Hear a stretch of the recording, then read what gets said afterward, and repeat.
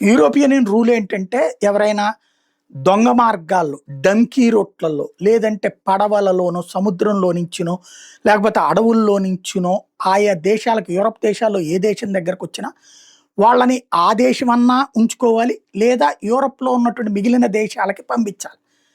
అక్కడ వాళ్ళని శరణార్థులుగా గుర్తించి వాళ్ళకి తిండుంచాలా, బట్టుంచాలా, ఉండడానికి వసతి కల్పించాలి, ఉద్యోగోపాధికి అవకాశాలు కల్పించాలి, శరణార్థులుగా గుర్తించాలి.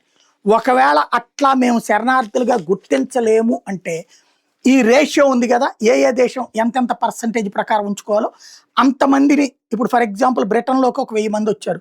ఈ 1000 మందిలో వీళ్ళు 100 మందిని ఉంచుకొని 900 మందిని అటు ఫ్రాన్స్‌కి పంపించడమా ఇట్లా లెక్క ఉంటదనమాట.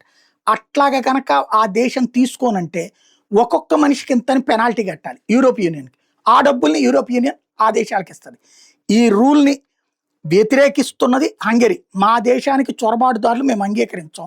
అక్రమ చొరబాటుదారుడు మా క్రిమినల్. వాడిని మీరు శరణార్థిగా గుర్తించమన్నారు మేము అంగీకరించం అని తేల్చి చెప్పింది. అట్లయితే ఊరుకోమని పెనాల్టీ కట్టమని యూరోపియన్. పెనాల్టీ కూడా కట్టం మీకు చేతనైంది చేసుకోమంటుంది హంగరీ.